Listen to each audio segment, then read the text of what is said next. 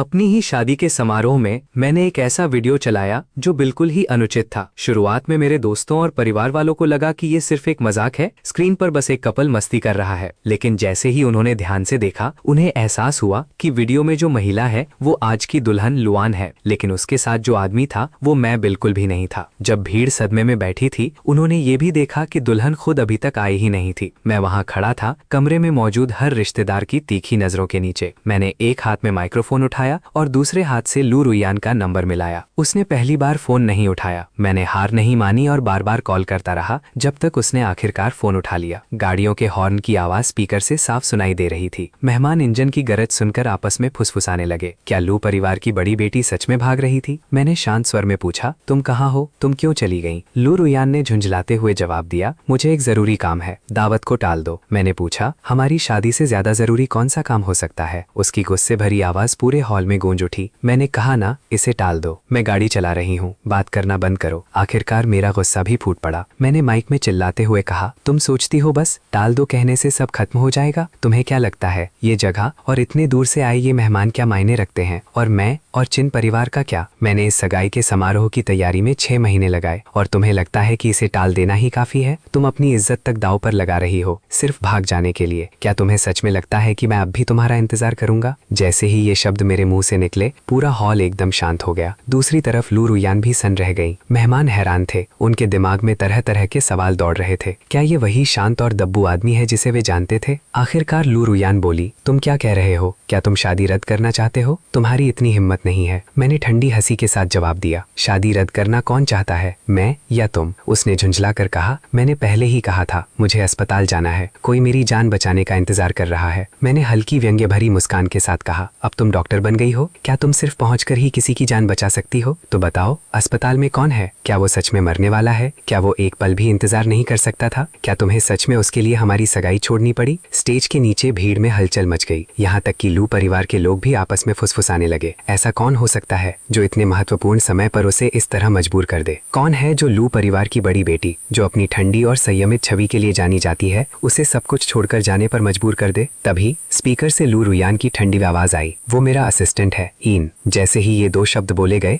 भीड़ में हलचल मच गई। क्या ईन वही नहीं है जो मैनेजर लू का असिस्टेंट है? उसे उसने खुद ग्रेजुएशन के बाद नौकरी पर रखा था और लोग कहते हैं कि वो किसी फिल्म स्टार से भी ज्यादा हैंडसम है। वो उसके बहुत करीब है, एक कर्मचारी से ज्यादा एक सबसे अच्छे दोस्त की तरह। लेकिन आखिर कब से अमीर लोगों के ऐसे मेल बेस्ट फ्रेंड होने लगे? मैंने अपने आसपास फैलते इस हंगामे और फुसफुसाहट को देखा। लू परिवार की मुखिया लुएन अब और सहन नहीं कर सकी। वो तुरंत खड़ी हुई और अपने लोगों को मुझे रोकने का आदेश दिया। वे मेरे हाथ से फोन छीनना चाहते थे, लेकिन मेरे पास पहुंच नहीं पाए क्योंकि मैंने पहले से ही इसकी तैयारी कर रखी थी। मैंने 200 सिक्योरिटी गार्ड्स रखे थे जो स्टेज की सुरक्षा कर रहे थे। मैंने सवाल जारी रखा, उसे क्या हुआ है? सर्दी, बुखार या साइकिल से हल्की सी चोट? मुझे हमेशा से तुम दोनों के रिश्ते पर शक था। सीईओ कौन है, तुम या वो? एक मामूली असिस्टेंट कैसे लू परिवार की वारिस को अपने मंगेतर को छोड़ने पर मजबूर कर सकता है? शिनेमो, व्यंग्य मत करो, उसने गुस्से में कहा। वो मेरा असिस्टेंट है और मेरा दोस्त भी। अगर तुम उसकी इज्जत नहीं करोगे तो तुम मेरी बेइज्जती करोगे। मैंने कहा, ओह, तो मुझे इसके नतीजे नहीं पता थे। इस असिस्टेंट की बेइज्जती करने के नतीजे परिवार का विनाश और तुरंत मौत। बहुत बढ़िया, यही वजह थी कि मैं अपने पिछले जन्म में समय से पहले मर गया था। लेकिन अब जब मुझे दोबारा जन्म मिला है तो मैं इस जोड़ी को 1 इंच भी नहीं दूंगा। इन्हें बेनकाब करना और हमेशा के लिए बदनाम करना ही मेरे प्लान का पहला कदम है। मैंने आगे कहा, लगता है तुम्हारे लिए तुम्हारा ये दोस्त तुम्हारे अपने मंगेतर से भी ज्यादा महत्वपूर्ण है। तो अब एक फैसला करो, तुम किसे चुनती हो, मुझे या ये फैन? लू रुयान ने कभी उम्मीद नहीं की थी कि मैं ऐसा कहूंगा। मैं उसे पूरी तरह मजबूर कर रहा था कि वो आखिरी फैसला ले। उसके दिमाग में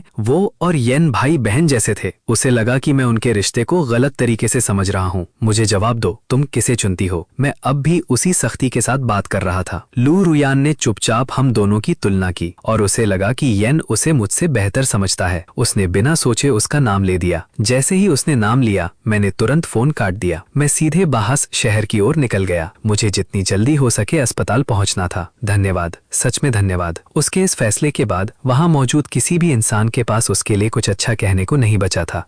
उसकी आइस क्वीन वाली छवि पूरी तरह टूट गई थी। बुजुर्ग लू को पहली बार इतनी शर्मिंदगी महसूस हुई। उन्हें लू रुयान की कमजोर सोच और उसके इस व्यवहार से नफरत थी, लेकिन उससे भी ज्यादा गुस्सा उन्हें मुझ पर था कि मैंने सबके सामने तमाशा खड़ा कर दिया। उन्होंने तुरंत पास खड़े एक नौकर को बुलाया और कहा, जाकर उस नालायक लड़की को ढूंढो। अगर ये फैन मर गया है तो ठीक है, और अगर नहीं मरा तो इस बार सच में उसे कुचल देना। उधर लू रुयान अपनी सफेद शादी की ड्रेस में ही अस्पताल पहुंच चुकी थी। वो तेजी से अस्पताल के गलियारों में दौड़ रही थी। किसी ने पहले कभी किसी दुल्हन को पूरे शादी के जोड़े में अस्पताल में नहीं देखा था। लोग आपस में फुसफुसाने लगे, समझ नहीं पा रहे थे कि आखिर मामला क्या है। कुछ ज्यादा भावुक लोगों ने तो अपने दिमाग में कहानी भी बना ली। उन्हें लगा कि शायद उसके दूल्हे का एक्सीडेंट हो गया है और वो मरने वाला है, इसलिए वो उससे आखिरी बार मिलने आई है। कुछ लड़कियां तो तुरंत अपने फोन निकालकर फोटो लेने और सोशल मीडिया पर डालने के लिए तैयार हो गईं। मेरी पिछली जिंदगी में यही वायरल मामला मेरी जिंदगी बर्बाद कर गया था। मुझे हमेशा के लिए धोखेबाज पति का टैग मिल गया था। तब जब लू रुयान भाग गई थी, लू परिवार ने उसे सजा दी थी, लेकिन उसे कोई फर्क नहीं पड़ा। उन्होंने येन फैन को हटाने की कोशिश की, लेकिन लू रुयान ने पूरी ताकत से उसकी रक्षा की। उसने आत्महत्या की धमकी तक दे दी और मैं बेवकूफ बनकर उसे माफ कर बैठा। इंटरनेट पर लोगों ने मुझे एक अमीर बिगड़ा हुआ आदमी बताया जो अपनी ताकत से किसी और का प्यार छीन रहा था। मैं सबकी नजर में खलनायक बन गया था, वो इंसान जिसने लू परिवार को दबाया और लू रुयान और येन को अलग कर दिया। वहीं येन अपनी जिंदगी एक कहानी के हीरो की तरह जी रहा था, बदले की भावना से भरा हुआ। वो अब भी लू रुयान से प्यार करता था और हर समय उसकी रक्षा करता था। दुनिया की नजरों में सबसे बड़ा विलन मैं ही था। लू रुयान को सच्चाई पता थी, लेकिन उसने कभी मेरा साथ नहीं दिया। उसे सिर्फ एक चीज की परवाह थी, येन फैन की इज्जत बचाना। मेरे लिए उसके दिल में कुछ भी नहीं था। और अभी उसी समय शहर के बैंक्वेट हॉल में मैं स्टेज पर खड़ा था, हाथ में माइक्रोफोन लिए और शांत चेहरे के साथ सबको संबोधित कर रहा था।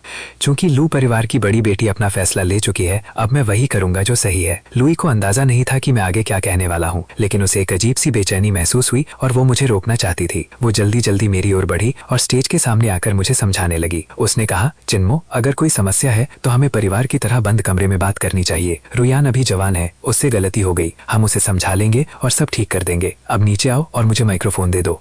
मैंने नीचे खड़ी लूचिन की तरफ देखा। उसे मैं कई सालों से दादी कहता आया था। मेरा चेहरा सख्त हो गया। चिन परिवार हमेशा छोटा रहा है, लेकिन हमारी अपनी इज्जत है। मेरे जन्म से पहले ही मेरे दादा दादी इस दुनिया से चले गए थे। वे एक एक करके इस दुनिया से चले गए। फिर जब मैं अभी हाई स्कूल में ही था, मेरे माता पिता भी एक अचानक हादसे में मारे गए। कभी गर्व से भरा हुआ चिन परिवार कमजोर पड़ गया। आखिर में मेरे खानदान में सिर्फ मैं ही अकेला बचा। लू परिवार कहता था कि उन्होंने मुझे सहारा और अपनापन दिया, लेकिन उनकी इस दया के पीछे हमेशा एक छिपा हुआ मकसद था। ओल्ड लेडी लू का असली इरादा चिन परिवार की सारी संपत्ति पर कब्जा करना था। अब जब मुझे दोबारा जीवन मिला है तो मैं इतिहास को दोहराने नहीं दूंगा। मैंने कहा, ओल्ड लेडी लू, आपका नाम लू है और मेरा चिन। आपको ये हक किसने दिया कि आप हमें एक ही परिवार समझें? क्या आपको सच में लगता है कि हम एक हैं? क्या आप सच में हमें परिवार मानती हैं? जब आपकी पोती ने अपना फैसला कर लिया है तो आपका दामाद मैं नहीं बल्कि ये फैन है। अभी मैं उससे चिन परिवार की मुखिया के तौर पर बात कर रहा हूँ और उसकी चालें अब मेरे सामने बेनकाब हो रही हैं। आपका भावनाओं का सहारा लेने वाला खेल अब खत्म हो चुका है। लू चिन ने ऊपर मेरी ओर देखा। उसकी आंखों में लाचारी साफ दिख रही थी। मैंने फिर से दर्शकों की तरफ मुड़कर नकली अफसोस जताते हुए कहा, मुझे माफ कीजिए आप सभी का कि मैंने आपको अपने इस सगाई समारोह में बुलाया और आपका समय बर्बाद किया, लेकिन ये सब एक नाटक बनकर रह गया। जैसा कि मैंने पहले कहा, मैं वो इंसान हूँ जो सही काम करने में विश्वास रखता है। लू परिवार की बड़ी बेटी पहले से ही किसी और से प्यार करती है, तो मैं उसका प्यार कैसे छीन सकता हूँ? आज से मैं लू रुयान के साथ अपनी सगाई खत्म करता हूँ। जैसे ही मैंने ये कहा, मेरे होने वाले ससुर लुईनी हिम्मत जुटाकर स्टेज पर चढ़ाए। उन्होंने जोर से कहा, मैं इससे सहमत नहीं हूँ, मैं इसका कड़ा विरोध करता हूँ। चिन्मो, तुम्हें यह फैसला लेने का कोई हक नहीं है। मैंने उसकी ओर देखकर शांत स्वर में पूछा, आपके पास असहमति जताने की क्या वजह है? आपकी बेटी खुद अपना फैसला लेकर अपने सच्चे प्यार के पास चली गई है। अब आप चाहते क्या हैं? क्या मैं किसी को भेजकर उसे जबरदस्ती उठवा लाऊं और कैद कर लूं? चिन परिवार ऐसे गैर कानूनी और गलत काम नहीं करता। मेरी परवरिश इसकी इजाजत नहीं देती। मेरे हर शब्द लू परिवार के लिए एक जोरदार तमाचा थे। मैं सबको ये दिखा रहा था कि उनके पास ना तो संस्कार है और ना ही उनकी बेटी में कोई शर्म बची है। लुईनी का चेहरा शर्म से लाल हो गया। वो हकलाते हुए बोला, रुयान को अपने फैसले के नतीजे समझ नहीं आए। अगर उसे पता होता कि सगाई टूट जाएगी तो वो वापस आ जाती। कृपया उसे एक और मौका दे दो। मैंने उसकी हालत देखी और तिरस्कार भरी नजरों से धीरे से सिर हिला दिया। सर, आपको कैसे पता कि मैंने उसे मौका नहीं दिया? उसने खुद ही उस रिश्ते को खत्म कर दिया है। क्या आप वो वीडियो भूल गए जो हमने समारोह शुरू होने से पहले देखा था? आपकी बेटी और येन पहले ही अपनी हदें पार कर चुके हैं। अब आपके विरोध का कोई मतलब नहीं है। आपका नया दामाद अभी अस्पताल में है। बेहतर होगा आप उसी की चिंता करें। और हाँ, दादी लू, क्या आप अभी भी अपने परिवार के लिए दामाद ढूंढ रही हैं? अगर हाँ, तो अगला प्लान क्या है? मेहमानों को उम्मीद नहीं थी कि मैं इतनी शांति से बात करूंगा। मैं पूरे आत्मविश्वास के साथ वहां खड़ा था, जैसे एक मजबूत इंसान। लुईनी इतने अच्छे दामाद को खोना नहीं चाहता था। वो अभी भी इसे बचाने की कोशिश कर रहा था। वो मेरे पास आया और धीरे से बोला, अमीर परिवारों में शादियां ऐसे ही चलती हैं। तुम अपना खेल खेलो, हम अपना खेल खेलते हैं। रुईयान इतने सालों से तुम्हारे साथ है, तुम अब अचानक पीछे नहीं हट सकते। उससे बस एक गलती हो गई है, उसे माफ कर दो। उसे अपनाना मतलब लू साम्राज्य का आधा हिस्सा पाना है। अपने पुराने रिश्ते और इतनी बड़ी दौलत के लिए ये फैसला वापस ले लो। ऐसा मान लो कि कुछ हुआ ही नहीं।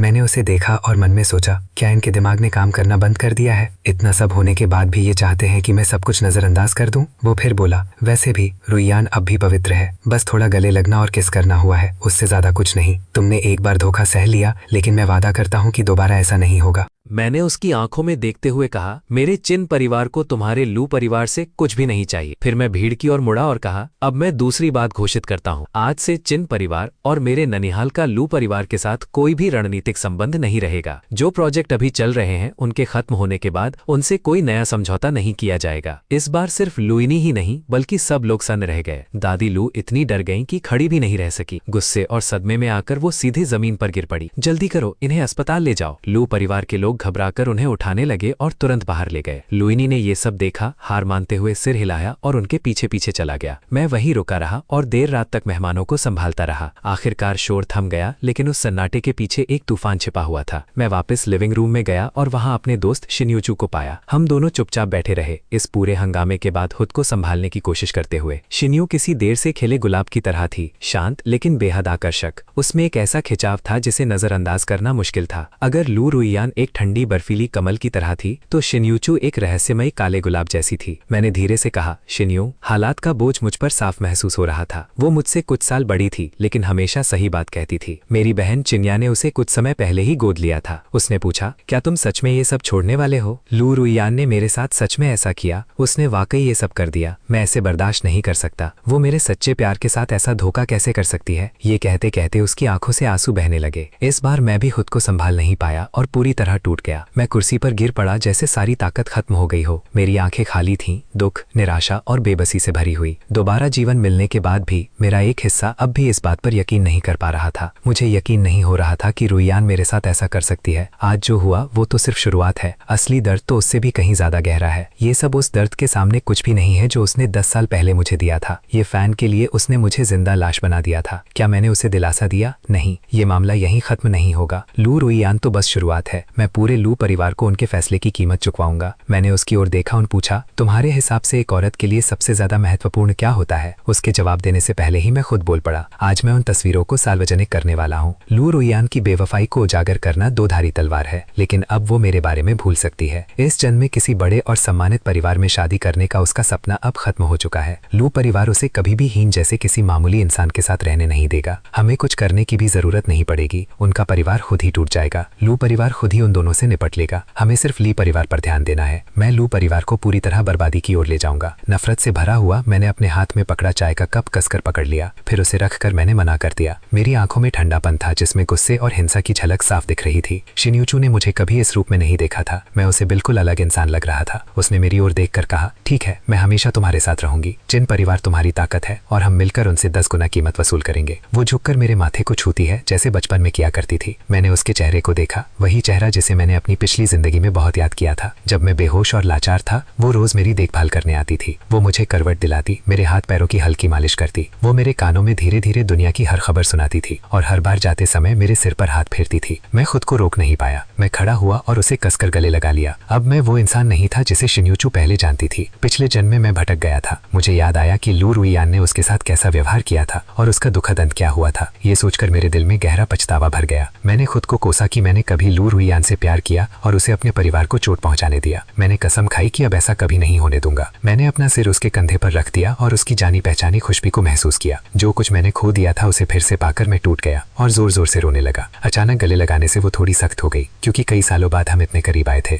यूचू ने तो मुझे लगभग पाला ही था। मैं हर जगह उसके पीछे पीछे घूमता था जब तक कि मैं बड़ा नहीं हो गया और लू रुईयान से नहीं मिला। उसी औरत की वजह से मैंने शिन्यूचू से दूरी बना ली और उससे दूर रहने लगा। वो मुझे रोते हुए सुन रही थी और शायद उसे लगा कि मैं अब भी लू रुयान के साथ अपने रिश्ते के लिए दुखी हूँ। उसने हल्की सी आह भरी और पुराने दिनों की तरह मेरे गले के पीछे हाथ फेरकर मुझे शांत करने लगी, जैसे अपने रोने वाले छोटे भाई को संभालती थी। जैसे जैसे मैं अपने दिल का सारा दर्द बाहर निकाल रहा था, मुझे अंदर से एक नई ताकत और ऊर्जा महसूस होने लगी। मैंने कहा, दीदी अब आप आराम कर लो, कल हमें कंपनी में बहुत काम संभालना है। इतना कहकर मैं दरवाजे की ओर बढ़ा, लेकिन उसने मुझे रोक लिया। उसने पूछा, इतनी रात को कहाँ जा रहे हो? मैंने जवाब दिया, मैं वापस शादी वाले घर जा रहा हूँ, मुझे कुछ चीजें वापस लेनी है। वो मेरे माता पिता की निशानी है और मैं उन्हें लू रुयान के पास नहीं छोड़ सकता। जब उसे समझ आया कि मैं लू रुयान से माफी मांगने नहीं जा रहा हूँ तो उसने कुछ और नहीं कहा। उसने बस इतना कहा कि चिन परिवार का कोई आदमी मुझे वहां छोड़ आए। मेरे जाने के बाद शिन यूचू उस शांत कमरे में अकेली खड़ी रही। उसने ठंडी आवाज में सोचा, लू परिवार, अब हिसाब बराबर करने का समय आ गया है। शिन यूचू सिर्फ खूबसूरत ही नहीं थी, सिर्फ 22 साल की उम्र में चिन परिवार को संभाल पाना ही उसकी काबिलियत दिखाता था। उसने पूरे परिवार और बिजनेस को मजबूती से टिकाए रखा, यही उसकी असली ताकत थी। मेरे पिछले जन्म में उसकी खुशियां मैंने खुद बर्बाद की थी। मैं अपनी गलत इच्छाओं में बह गया और परिवार में उसकी ताकत छीन ली, वरना कैसे लू परिवार हमारे पूरे बिजनेस पर कब्जा कर पाता और कैसे मैं लू रुयान को शिन यूचू को इतनी दुखद मौत की ओर धकेलने देता। ताई पवेलियन एक लग्जरी विला प्रोजेक्ट था जिसे लू परिवार ने बनाया था। मेरी और लू रुयान की शादी का घर भी वहीं था और मैं सीधे अंदर चला गया। इन कमरों को देखकर, जो एक साथ जाने पहचाने भी थे और अजनबी भी, मेरे अंदर उदासी की लहर दौड़ गई। असल में मैंने सोचा था कि शादी के बाद हम मेरे पिता के पुराने घर में रहेंगे। मैं चाहता था कि हम चिन परिवार के पुश्तैनी घर में रहें, लेकिन लू रुयान ने मना कर दिया। उसने कहा कि उसे उस पुराने घर की सजावट बिल्कुल पसंद नहीं है। इसी बीच लू परिवार का नया प्रोजेक्ट भी तैयार हो चुका था। उसने जिद की कि मैं 50 मिलियन में विला नंबर 1 खरीदूं, जो उस प्रोजेक्ट का सबसे खास घर था। असल में मेरी मदद और निवेश की वजह से ही ये प्रोजेक्ट सफल हो पाया था। मेरे शामिल होने से पहले ये पूरा प्रोजेक्ट बुरी तरह असफल हो रहा था, लेकिन मेरे आने के बाद सब कुछ बदल गया और मेरे हाई सोसाइटी दोस्तों ने भी यहाँ घर खरीदना शुरू कर दिया। एक के बाद एक सबने यहाँ प्रॉपर्टी खरीदी। आखिर कौन नहीं चाहता था कि वो चिन परिवार के करीब रहे। इसके बाद मैंने घर की सजावट पर भी 50 मिलियन खर्च किए। हर एक चीज लू रुयान की पसंद के हिसाब से तैयार करवाई गई। मैंने आधा साल खुद इस काम की निगरानी की। मैं हमेशा सोचता था यही वो जगह है जहां हम अपनी पूरी जिंदगी बिताएंगे, इसीलिए ये बिल्कुल परफेक्ट होनी चाहिए। लेकिन आखिर में ये सब येन के ही काम आया। जब मैं लकवाग्रस्त होकर एक तरह से जिंदा लाश बन गया था, तब लू रुयान ने मुझे पुराने पुश्तैनी घर में छोड़ दिया। फिर उसने ये पूरा घर येन को दे दिया। मेरी मेहनत और पैसे से बना हुआ मेरा शादी का घर उनका प्यार जताने की जगह बन गया। कितनी बार वे दोनों वहीं साथ रहे होंगे, उसी बिस्तर पर जो मेरी शादी के लिए था। यही वो आखिरी बात थी जिसने शिन यूचू को पूरी तरह तोड़ दिया। वो कुछ लोगों को लेकर उस घर पर पहुंची और दरवाजा तोड़कर अंदर घुसी ताकि येन फैन को अपाहिज बना दे, लेकिन उसी घटना ने उसकी अपनी जान ले ली। ये सब सोचकर मेरा दिल जैसे टुकड़े टुकड़े हो जाता है। मेरे गले में खून भर आता है और फिर चमकता लाल खून सफेद कालीन पर गिरता है, जो बहुत डरावना लग रहा था। मैं अपने दुख के बोझ से वहीं जमीन पर गिर पड़ा। उधर शिंजिन सेंट्रल अस्पताल में लू रुयान को इस सब का जरा भी अंदाजा नहीं था। वो पूरे शहर में होने वाले एक बड़े विवाद का केंद्र बनने वाली थी। इस समय वो बस येन के अस्पताल के बिस्तर के पास बैठी थी। उसने उसका हाथ कसकर पकड़ा हुआ था। चेहरे पर चिंता साफ दिख रही थी और वो उसके पीले पड़े चेहरे को देख रही थी जो बेहोश पड़ा था। वो बहुत परेशान थी, लेकिन सौभाग्य से येन को ज्यादा चोट नहीं आई थी। उसे बस कुछ हल्की खरोंचे आई थी, अंदरूनी चोट नहीं थी, लेकिन टक्कर की वजह से वो बेहोश हो गया था। लू रुयान 2 घंटे से ज्यादा समय तक बिना हिले डुले उसके पास बैठी रही। उसे ये बिल्कुल भी नहीं पता था कि चिन परिवार के घर पर क्या हो रहा था। उसे ये भी नहीं मालूम था कि वो पूरे शहर में चर्चा का विषय बन चुकी है। लेकिन ये शोहरत अच्छी नहीं थी। कुछ देर पहले ही लोगों ने उसके बारे में सोशल मीडिया पर पोस्ट करना शुरू कर दिया था। उन्हें पूरी सच्चाई नहीं पता थी। उन्होंने बस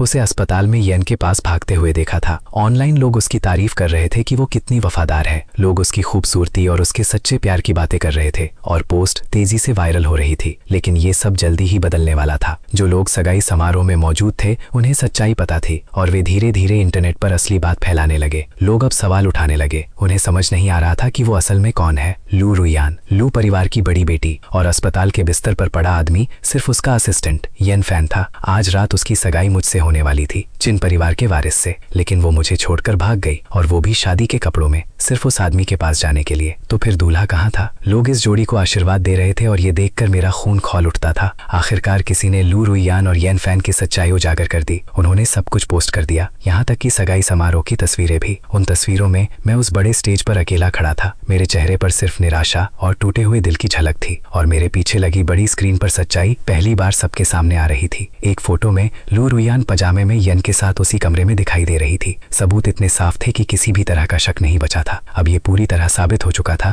कि लू रुयान का यन फैन के साथ रिश्ता था। जनता की राय पल भर में बदल गई, लेकिन लू रुयान को इस बात का कोई अंदाजा नहीं था कि इंटरनेट पर क्या तूफान मचा हुआ था। जैसे ही वो अस्पताल पहुंची, उसने अपना फोन बंद कर दिया था। लोग लगातार उसे कॉल कर रहे थे और उसे डर था कि कहीं यन की नींद न टूट जाए। लेकिन असली वजह ये थी कि उसे समझ नहीं आ रहा था कि वो इस पूरे मामले को अपने परिवार और मेरे परिवार को कैसे समझाए। फोन बंद रखने से उसे ऐसा लग रहा था कि वो उस अस्पताल के कमरे में शांति से बैठी है। उसे लगा कि मैं बस कुछ समय के लिए इस स्थिति को स्वीकार नहीं कर पा रहा हूँ। वो सोच रही थी कि जब वो वापस जाकर मुझसे आमने सामने बात करेगी तो मुझे मना लेगी। उसे ये भी उम्मीद थी कि मैं अपने गुस्से के लिए उससे माफी मांगूंगा और फिर से उसे शादी के लिए प्रपोज करूंगा। उसे सच में लगता था कि वो मुझ पर एहसान कर रही है, मेरे व्यवहार को माफ करके मुझसे शादी करके। उसने तो यहाँ तक सोच लिया था कि हमारी शादी में यन को बेस्ट मैन बनाएगी और बच्चों को लू सरनेम देगी। इतने सालों तक मैं उसके लिए एक दबे हुए इंसान की तरह रहा था, इसलिए वो इसकी आदी हो चुकी थी। क्या उसे सच में लगता था कि वो अब भी कोई रानी है और मैं उसका वफादार सिपाही? लेकिन इस बार वो पूरी तरह भ्रम में थी। उसका वफादार सिपाही अब मर चुका था और उसे उसने खुद ही खत्म किया था। जब लू रुयान अपनी कल्पनाओं में खोई हुई थी, तभी अचानक दरवाजा जोर से खुला। वो डरकर उछल पड़ी और यन भी नींद में थोड़ा हिल गया। उसे लगा कि मैं उसे ढूंढते हुए वहां आ गया हूँ और उसका पूरा शरीर तनाव में आ गया। लेकिन अंदर आने वाला इंसान उसका पिता लू सेनाई था। वो कुछ बॉडीगार्ड्स के साथ अंदर आया। उसके चेहरे पर गंभीरता थी। लू रुयान ने थोड़ा शांत होकर उदासीन अंदाज में पूछा, आप यहाँ क्या कर रहे हैं? उसके पिता ने गुस्सा नहीं किया, बस कहा, तुम्हारी दादी गुस्से में बेहोश हो गई हैं। वो बगल वाले कमरे में हैं, तुरंत जाकर उन्हें देखो। ये सुनते ही लू रुयान ने यन का हाथ छोड़ दिया और तुरंत खड़ी हो गई। दादी गुस्से में बेहोश हो गई? आपने पहले क्यों नहीं बताया? चिन्मो क्या कर रहा है? वो इतनी सी बात भी संभाल नहीं सकता? उसने दादी को नाराज कर दिया। उसके चेहरे पर ठंडापन था और उसकी आवाज में सिर्फ मुझे दोष देने का भाव था। वो अपने पिता की ओर देखे बिना ही जल्दी जल्दी कमरे से बाहर निकल गई दादी को देखने के लिए। उसके मन में ये सब मेरी गलती थी, ये नहीं कि उसने अपनी ही सगाई छोड़ दी थी।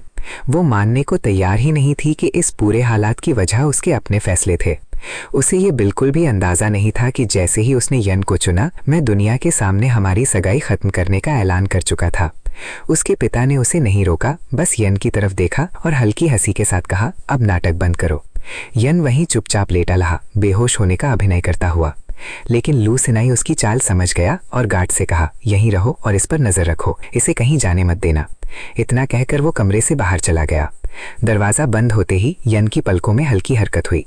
वो धीरे से आंखें खोलकर आसपास देखना चाहता था। उसने हल्की सी झिरी से देखा, लेकिन जैसे ही उसने दो बड़े साए अपने ऊपर खड़े देखे, वो फिर से चुपचाप पड़ा रहा।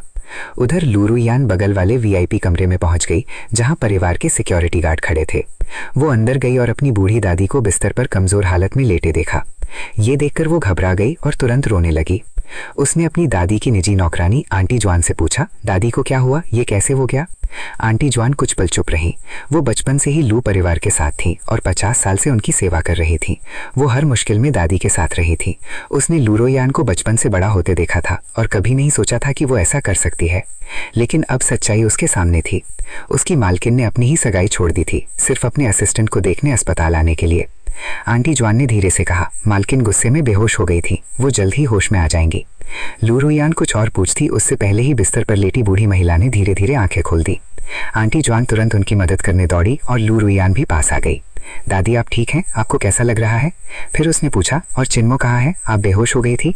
क्या वो तुम्हारे पीछे यहाँ तक आने की भी जरूरत नहीं समझा? लू रुयान ने अपनी शादी से भागने की बात का जिक्र तक नहीं किया। उसे ये भी एहसास नहीं था कि उसकी वजह से ही उसकी दादी बेहोश हो गई थी। इसके उलट वो यही मान रही थी कि गलती मेरी है, मैंने उनका ध्यान नहीं रखा। दादी अस्पताल में थी और मैं उनके पास नहीं था, बस यही बात उसके दिमाग में थी। तभी लू विंग ने अपनी पूरी ताकत जुटाकर उसे जोर से धक्का दे दिया। उन्होंने उसे घृणा भरी नजरों से देखते हुए कहा, मुझसे दूर रहो, मेरे पास तुम्हारी जैसी कोई पोती नहीं है। अब लू रुयान समझ गई कि सच्चाई सामने आ चुकी है, लेकिन फिर भी उसे कोई पछतावा नहीं था। उसने कहा, दादी आप क्या कह रही हैं? ये तो बस सगाई थी, बाद में भी हो सकती है। मैं चिन्मो से बात करके सब ठीक कर दूंगी। अभी उसे कॉल करती हूँ और उससे कहूंगी कि आपसे माफी मांगे। ये कहते ही वो मुड़ी और अपने बैग से फोन निकाल लिया। उसने फोन ऑन किया ताकि मुझसे जवाब मांग सके, लेकिन लू विंग ने तुरंत उसे रोक दिया। उनका चेहरा बिल्कुल पीला पड़ चुका था। उन्हें पता था कि लू रुयान को बाहर क्या हो चुका है। इसका कोई अंदाजा नहीं है कि मैं पहले ही सगाई तोड़ चुका हूँ। अगर वो अभी उसी घमंडी अंदाज में मुझे कॉल करती तो बात और बिगड़ जाती, इससे हालात और खराब होते और सुलह की कोई गुंजाइश नहीं बचती। उन्होंने कहा, अभी उसे फोन मत करो, पहले मेरी बात सुनो। इस बार लू रुहियान ने अपनी दादी की बात मान ली। वो चुपचाप फोन वापस रखकर खड़ी हो गई। ठीक है दादी, आप बताइए। लू विंग बिस्तर से टिककर बैठ गई और आंटी जुआन की तरफ देखा। उन्होंने इशारे से उसे बाहर जाने को कहा और दरवाजा बंद करवा दिया। जैसे ही आंटी जुआन बाहर गई, कमरे में सिर्फ लू विंग और लू रुहियान रह गई। अब लू विंग का चेहरा पूरी तरह गुस्से से भर गया था। उन्होंने उसे ठंडी और सख्त नजरों से घूरते हुए कहा, क्या तुम्हें जरा भी समझ है कि तुम क्या कर रही हो? क्या तुम्हें लगता है कि मैं अब बेकार हो गई हूँ और तुम्हें संभाल नहीं सकती? तुमने इस परिवार की इज्जत मिट्टी में मिला दी है। तुम्हारी वजह से लू परिवार ने कितना विश्वास खो दिया है, तुम्हें अंदाजा भी है। लू रुहियान डर के मारे वहीं जड़ हो गई। उसके पास कहने के लिए कुछ नहीं था और उसकी आंखों में आंसू भरने लगे, जैसे किसी बांध का दरवाजा टूट गया हो और पानी एकदम बह निकला हो। वो रोते हुए बोली, दादी मैंने ऐसा क्या कर दिया? आप मुझे इतनी डांट क्यों रही हैं? मैंने परिवार की इज्जत कैसे खराब कर दी? लू विंग गुस्से से बोली, तुम्हें अभी भी ये पूछने की हिम्मत है? मुझे बताओ, बगल वाले कमरे में कौन है? वो कौन है और उसे ऊपर वाले वीआईपी कमरे में रहने का हक किसने दिया? जैसे जैसे लू विंग बोल रही थी, उनका गुस्सा बढ़ता जा रहा था। वो सिर्फ लू रुहियान की इज्जत की वजह से खुद को रोक रही थी, वरना किसी और के साथ होती तो अब तक उसे खत्म कर देती। भले ही शादी अभी नहीं हुई थी, लेकिन दोनों की सगाई हो चुकी थी। फिर भी लू रुहियान का व्यवहार पूरी तरह गलत और अनैतिक था। लू विंग के जमाने में ऐसी औरत के साथ बहुत सख्ती से निपटा जाता, उसे सजा के तौर पर जान से मार दिया जाता। लू रुहियान ये सुनकर पूरी तरह सन्न रह गई। उसने कभी अपने परिवार को ये फैन के बारे में नहीं बताया था। मेरे अलावा बाकी सब लोग यही सोचते थे कि वो सिर्फ उसका असिस्टेंट है। उसे लगा जैसे उसका कोई मुकदमा चल रहा हो। वो घबरा कर बोली, उसकी आवाज कांप रही थी, दादी आपको कैसे पता चला कि ये फैन यहाँ है? क्या चिन्मो ने आपको बताया? वो ऐसा कैसे कर सकता है? मैंने उसे सब समझा दिया था। मेरे और ये फैन के बीच कुछ भी नहीं है, वो सिर्फ मेरा असिस्टेंट है। लेकिन चिन्मो तो छोटी छोटी बातों पर नाराज हो रहा है। लू विंग ने गुस्से में हंसते हुए कहा, कैसा असिस्टेंट होता है जिसके लिए तुम अपनी सगाई बीच में छोड़ देती हो? और कैसा असिस्टेंट होता है जिसके अस्पताल में होने पर उसकी बॉस खुद भागती हुई उसके पास पहुंच जाती है? क्या ये सच में बॉस और कर्मचारी का रिश्ता लगता है? कौन इस बात पर यकीन करेगा? लू विंग के सवालों के सामने लू रुहियान पूरी तरह उलझ गई। उसे समझ नहीं आ रहा था कि वो अपनी और येन के बीच के रिश्ते को अपनी दादी को कैसे समझाए। उसे यकीन था कि ये प्यार वाला रिश्ता नहीं है, बल्कि कुछ अलग ही है। वो उसे एक अपने जैसा मानती थी, जैसे खून का रिश्ता ना होते हुए भी परिवार जैसा लगाव हो। लेकिन क्या दादी इस बात पर विश्वास करती? उसी वक्त उसे लगा कि इस समस्या का हल सिर्फ एक ही है,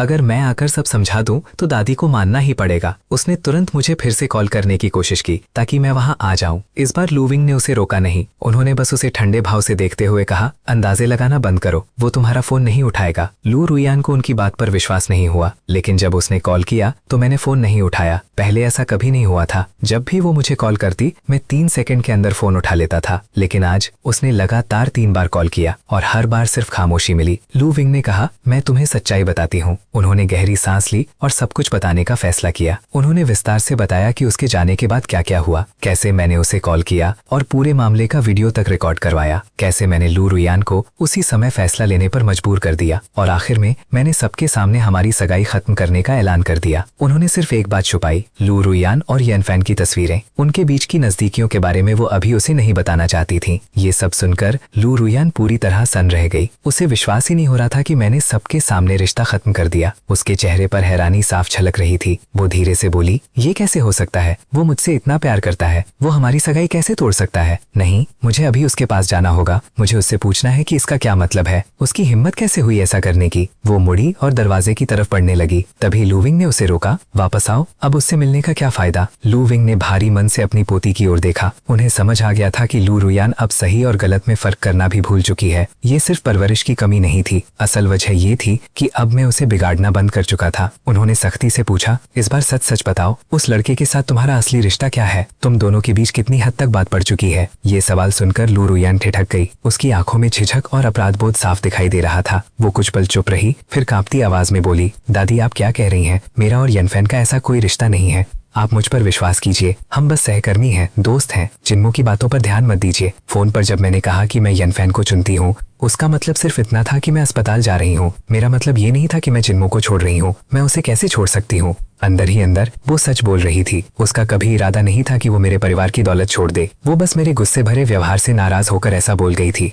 उसे ये समझ ही नहीं आया कि मैं उसके खेल से तंग आ चुका हूँ और मैंने उसे खुद अपने जाल में फंसा लिया है। लू विंग ने उसकी एक भी बात पर विश्वास नहीं किया। उन्हें बहुत निराशा हुई कि लू रुहियान अब भी झूठ बोलकर खुद को सही साबित करने की कोशिश कर रही है। उन्होंने गुस्से से कहा, मुझे तुम पर जरा भी भरोसा नहीं है और सबसे बड़ी बात, वहाँ मौजूद मेहमानों को भी नहीं है। वे सभी बहुत प्रभावशाली लोग हैं और उनमें से कई हमारे बिजनेस पार्टनर भी हैं। अगर तुम्हारी बेवफाई साबित हो गई तो तुम्हें अंदाजा है कि लू परिवार को कितना नुकसान होगा? ये सुनते ही लू रुहियान का चेहरा पीला पड़ गया। वो घबरा घबरा कर बोली, कौन? किसने कहा कि मैं बेवफा हूँ? बुजुर्ग महिला ने अब कुछ समझाने की जरूरत नहीं समझी। उन्होंने अपना फोन निकाला और कुछ तस्वीरें दिखाईं, लू रुयान और येन की साथ वाली तस्वीरें। उन्हें देखते ही उसकी आंखें डर से फैल गईं। वो हकलाते हुए बोली, ये तस्वीरें आपको कहाँ से मिली? किसने ली ये फोटो? दादी ने गुस्से में कहा, ये मायने नहीं रखता कि मुझे ये कहाँ से मिली, चाहे तुम्हारे और येन के बीच कुछ भी हो। अब वो मरने वाला इंसान है। अगर चिन परिवार उसे खत्म नहीं करेगा तो लू परिवार करेगा। वो तुम्हारी जिंदगी का सबसे बड़ा दाग है। ये सुनते ही लू रुयान अपने होश में आई। वो तुरंत बोली, नहीं, आप उसे छू भी नहीं सकती। मैं ऐसा नहीं होने दूंगी। अगर आपने उसे मारा तो पहले मुझे मारना होगा। लू विंग गुस्से से कांपते हुए बिस्तर पर गिर पड़ी। वो बोलने की हालत में भी नहीं थी, लेकिन लू रुयान को अब उनकी हालत का ध्यान ही नहीं था। वो सिर्फ उन तस्वीरों में उलझी हुई थी। वो जल्दी जल्दी बोली, अब मुझे याद आया, ये पिछले हफ्ते की बिजनेस ट्रिप की बात है। वो उस रात मेरे कमरे में सिर्फ काम की बात करने आया था। हम कंपनी के बारे में बात कर रहे थे, तभी उस पर कॉफी गिर गई। इसी वजह से मुझे कपड़े बदलने पड़े। आपको मुझ पर भरोसा करना होगा। मैं आपकी परवरिश में पली हूँ। मैं ऐसा घटिया काम कभी नहीं कर सकती। उसकी इस बेताबी को सुनकर दादी थोड़ी देर के लिए सोच में पड़ गई। तस्वीरों में अंदर क्या हुआ ये तो नहीं दिख रहा था, लेकिन हालात बहुत संदिग्ध लग रहे थे। एक लड़का और एक लड़की रात में अकेले कमरे में, और फिर उसका नाइट ड्रेस में होना, ये सब किसी को भी शक में डाल सकता था। उसकी सफाई बहुत कमजोर लग रही थी। जब लू रुयान ने देखा कि शक अभी भी बना हुआ था तो उसने और जोर देकर अपनी बात रखी। अब हम अभी अस्पताल में हैं। आप चाहें तो अभी किसी डॉक्टर को बुला सकती हैं। वो मेरी जांच कर सकती हैं ताकि आपको यकीन हो जाए कि मैं अब भी साफ हूँ। अपनी पोती को इतने भरोसे के साथ बोलते देख लू विंग थोड़ा विश्वास करने लगी, लेकिन उनके मन में उलझन अभी भी थी। अगर उनके बीच कुछ नहीं था तो लू रुयान येन की इतनी रक्षा क्यों कर रही थी? अब लू रुयान समझ गई कि वो सच्चाई ज्यादा देर तक छुपा नहीं सकती। उसने गहरी सांस ली और सब कुछ बताना शुरू किया। येन 1 साल पहले लू कंपनी में काम पर आया था और उसके काम से खुश होकर उसने उसे अपना पर्सनल असिस्टेंट बना लिया। धीरे धीरे उसे लगा कि येन बाकी लोगों से अलग है। जहां दूसरे लोग उसके पीछे पागल रहते थे या मैं चुपचाप उसका ख्याल रखता था, वहीं येन कुछ अलग ही था। लू परिवार में 3 पीढ़ियों से सिर्फ महिलाएं ही थी। उसका कभी कोई छोटा भाई नहीं था और वो हमेशा एक भाई जैसा रिश्ता चाहती थी। येन ने वो खालीपन भर दिया। पिछले 1 साल में लू रुयान उस पर बहुत ज्यादा निर्भर हो गई। वो उसकी हर छोटी बड़ी बात मानने लगी, चाहे वो कितनी भी बेवजह क्यों ना हो। ये सब सुनकर बुजुर्ग महिला का मन किया कि उसे जोर से थप्पड़ मारे। उन्होंने सोचा, छोटा भाई, ऐसा कोई रिश्ता नहीं होता। खून का रिश्ता नहीं, लेकिन इतनी नजदीकियां, कौन इस बात पर विश्वास करेगा? सिर्फ कोई बेवकूफ ही इस पर यकीन करेगा। लेकिन अब मैं पहले जैसा बेवकूफ नहीं रहा था। शायद इसी वजह से मैंने इस पूरे मामले को इतनी ठंडे दिमाग से संभाला। मेरे अंदर बहुत समय से जमा निराशा अब पूरी तरह टूट चुकी थी। हर बार जब मैंने उस पर भरोसा किया, उसने मुझे और दूर धकेल दिया। इसीलिए मैंने सबके सामने सगाई खत्म कर दी। दादी लोग गुस्से में अपना सीना पीटने लगी और जमीन पर पैर पटकने लगी। वो रोते हुए कहने लगी कि उनके पूर्वजों ने ऐसा कौन सा पाप किया था जो उन्हें ऐसी पोती मिली। डांट जारी रही और लू रुयान को लगा कि उसके साथ गलत हो रहा था। तभी अचानक दरवाजे पर जोर जोर से दस्तक हुई। उसके पिता बाहर से बोले कि उनके पास बहुत जरूरी खबर है। दादी ने उन्हें अंदर आने को कहा। वो जल्दी से अंदर आए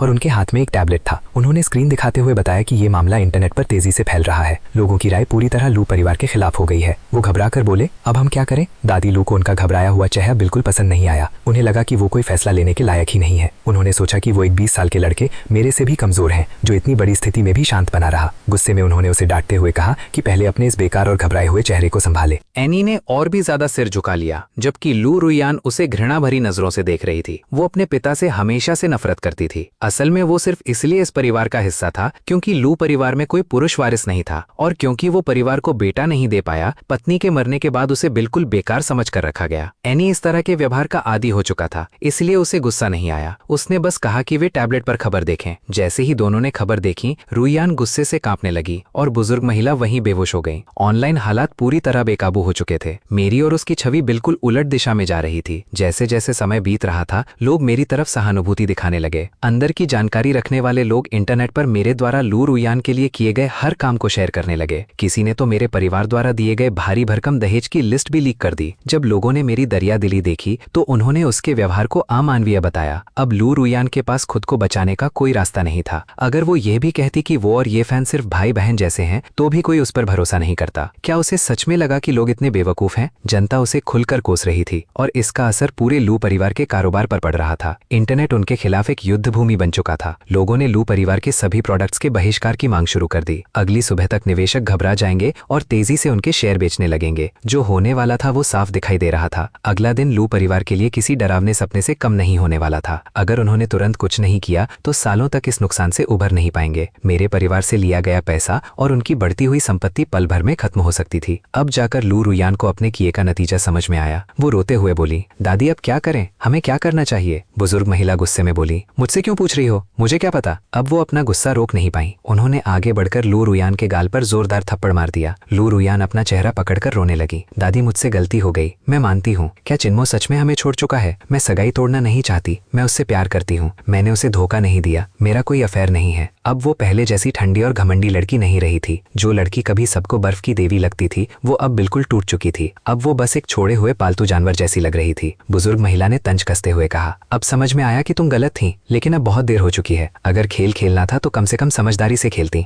दूसरे आदमी को साथ रखते हुए इतना दिखावा करने की क्या जरूरत थी? तुमने अपनी इज्जत तो बर्बाद की ही, साथ में पूरे लू परिवार को भी डुबो दिया। कमेंट्स देखकर अब दादी भी भाई बहन वाली बात पर विश्वास नहीं कर पा रही थी। सच्चाई समझते ही उनकी आंखों में आंसू आ गए। उन्हें साफ दिख रहा था कि उनका सालों पुराना पारिवारिक नाम अब मिट्टी में मिल रहा है। वो लू रुयान से नफरत करने लगी, लेकिन मुझसे और भी ज्यादा नफरत करने लगी, क्योंकि मैंने इस मामले को इतना बड़ा बना दिया था। उनके हिसाब से सिर्फ सगाई तोड़ना काफी था। मुझे इसे पूरे शहर में मुद्दा नहीं बनाना चाहिए था। अगर उन्हें पता चल जाता कि ये सब मेरे ही इशारे पर हो रहा है तो शायद वो गुस्से से खून उगल देती। एनी ने खड़े होकर पूछा, माँ अब हमें क्या करना चाहिए? फिर थोड़ी देर रुककर बोला, हमें तुरंत 2 काम करने होंगे। पहला, ऑनलाइन फैली खबर को कंट्रोल करना होगा, अपने लोगों से कहकर इसे दबाना होगा। दूसरा, चिन्मो को मजबूर करना होगा कि वो प्रेस कॉन्फ्रेंस करे। उसे आगे आकर सारा दोष अपने ऊपर लेना होगा। लू रुयान और लू विंग एक दूसरे को बेबसी से देखने लगी। क्या करना है ये समझना आसान था, लेकिन उसे करना बेहद मुश्किल था, खासकर मुझे दोषी ठहराना। लू रुयान को तो कोई वजह भी नहीं मिल रही थी कि मुझे गलत ठहराया जाए। जब एनी ये योजना बता रहा था तो लू परिवार की महिलाएं हैरान रह गईं। जिस आदमी को वे हमेशा कमजोर और बेकार समझती थी वही आज इतना बड़ा प्लान बना रहा था। जो दामाद उन्हें निकम्मा लगता था वही अब उनकी आखिरी उम्मीद बन गया था। अभी कुछ देर पहले तक दादी उसे कमजोर कह रही थी, लेकिन अब वही बात उल्टी पड़ गई। पहला कदम आसान था। लू परिवार के पास खुद की एंटरटेनमेंट कंपनी थी और वे आसानी से कोई नया स्कैंडल खड़ा कर सकते थे। किसी बड़े सेलिब्रिटी की अफेयर की खबर फैलाकर लोगों का ध्यान तुरंत भटकाया जा सकता था।